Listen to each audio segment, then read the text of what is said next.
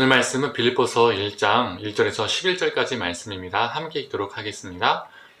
그리스도 예수의 종 바울과 디모데는 그리스도 예수 안에서 빌립보에 사는 모든 성도와 또한 감독들과 집사들에게 편지하노니 하나님 우리 아버지와 주 예수 그리스도로부터 은혜와 평강이 너희에게 있을지어다. 내가 너희를 생각할 때마다 나의 하나님께 감사하며 간구할 때마다 너희 무리를 위하여 기쁨으로 항상 간구함은 너희가 첫날부터 이제까지 복음을 위한 일에 참여하고 있기 때문이라. 너희 안에서 착한 일을 시작하신 이가 그리스도 예수의 날까지 이루실 줄을 우리가 확신하노라. 내가 너희 무리를 위하여 이와 같이 생각하는 것이 마땅하니 이는 너희가 내 마음에 있으며 나의 맹인과 복음을 변명함과 확정함에 너희가 다 나와 함께 은혜에 참여한 자가 됨이라. 내가 예수 그리스도의 심장으로 너희 무리를 얼마나 사모하는지 하나님이 내 증인이시니라.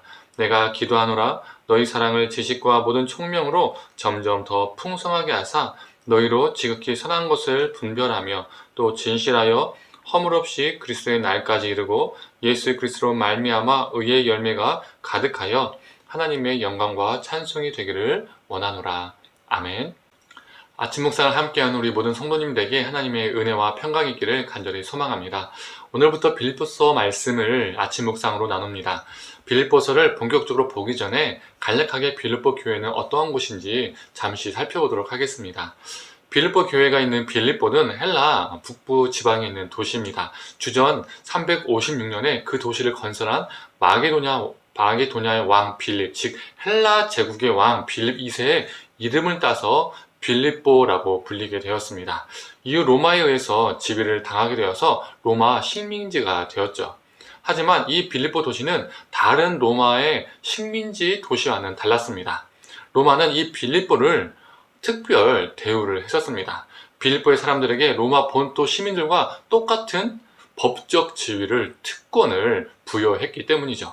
그래서 로마 본토 사람들은 아니었지만 빌립보 시민들은 로마 시민권을 가지고 있었습니다. 그리고 이들은 이 특별한 대우를 매우 자랑스럽게 여기고 자부심을 가지고 있었습니다. 이러한 도시에 바울이 복음을 전하여 세운 교회가 빌립보 교회입니다.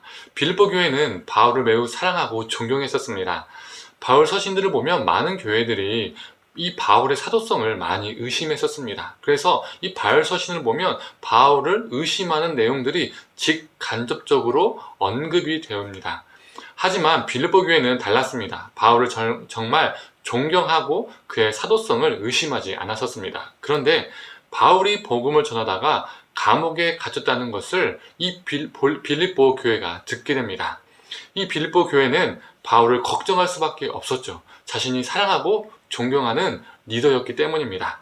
그래서 빌립보 교회는 감옥에 있는 이 바울을 시중돌도록 청년 한 명을 보내는데 그 청년이 바로 우리가 잘 알고 있는 에바브로디도입니다.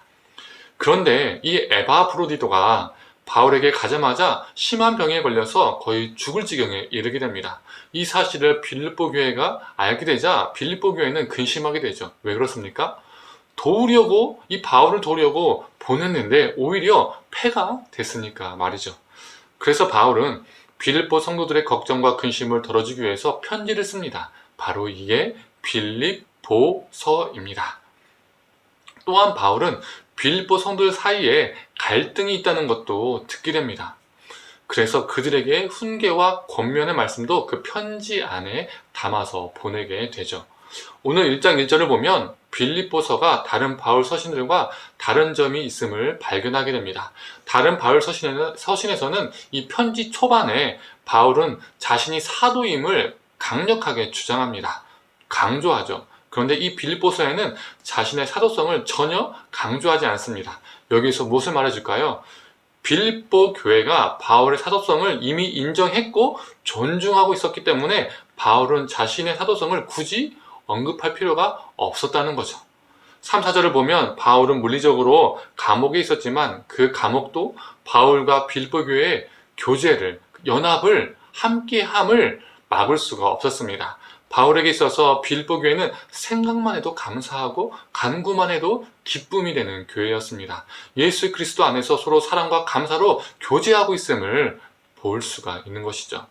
사랑하는 성도님들, 한번 마음속에 그려보았으면 좋겠습니다. 생각만 해도, 생각할 때마다 감사한 존재가 있다면, 내가 간구할 때마다, 내가 간구만 해도 기쁨이 되는 존재가 있다면 얼마나 큰 은혜가 됩니까? 우리에게 그런 대상이 있었으면 좋겠습니다. 생각만 해도 감사한 사람, 간구만 해도 기쁨이 되는 사람, 우리의 삶 가운데 그러한 존재가 있기를 간절히 소망합니다. 그리고 그러한 사람들과 주 안에서 꾸준히 깊은 교제를 누리시기를 바랍니다. 5절에서 6절을 보면 바울은 빌립보 교회와 처음부터 꾸준히 깊은 교제를 가지며 착한 일을 해왔음을 알 수가 있습니다. 그리고 그 일을 예수님께서 다시 오신 날까지 완성하기를 함께 고대하고 있습니다. 생각만 해도 감사하고 기쁨이 되는 그 사랑과 선한 일을 함께 읽어가는 것, 이것이 은혜입니다.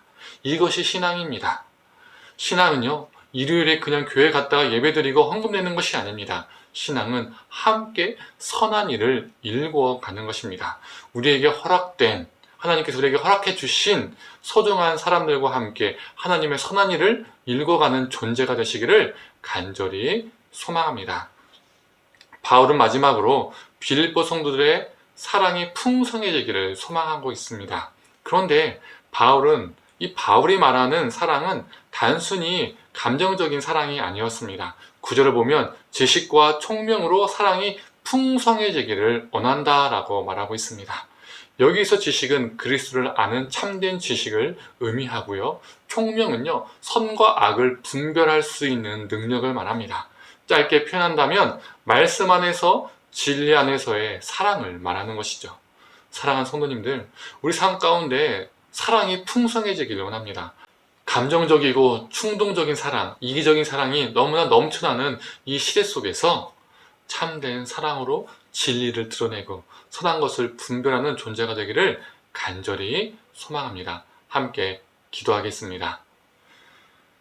하나님, 바울이 빌립보 교회를 아끼고 사랑했던 모습을 오늘 본문을 통해서 보게 됩니다. 하나님, 누군가만을 생각하고 누군가를 기도할 때에 감사한 존재가 있다면, 기쁨이 되는 존재가 있다면 얼마나 그것이 큰 은혜입니까? 하나님, 우리도 그 사람을 생각만 하면 기쁨이 되는 존재, 우리가 기도만 하면 감사한 존재, 그러한 존재가 우리 삶 가운데 있게 하여 주셔서 우리에게 허락해 주신 그 사람들과 하나님의 선한 일들을 일궈갈 수 있도록 주님 붙들어 주시옵소서. 하나님, 또한 우리 사랑이 이 땅 가운데 풍성해지기를 소망합니다. 이기적인 사랑, 그리고 정말 육체적이고 감정적인 사랑이 넘쳐나는 이 시대 속에서 참된 진리로 하나님의 말씀으로 선악을 분별하고 정말 내 삶을 내어줄 수 있는 그 사랑을 우리가 이 땅 가운데 베풀며 흘려보낼 수 있는 존재가 되게 하여 주시옵소서. 감사드리며 사랑이 많으신 예수님의 이름으로 기도드립니다. 아멘.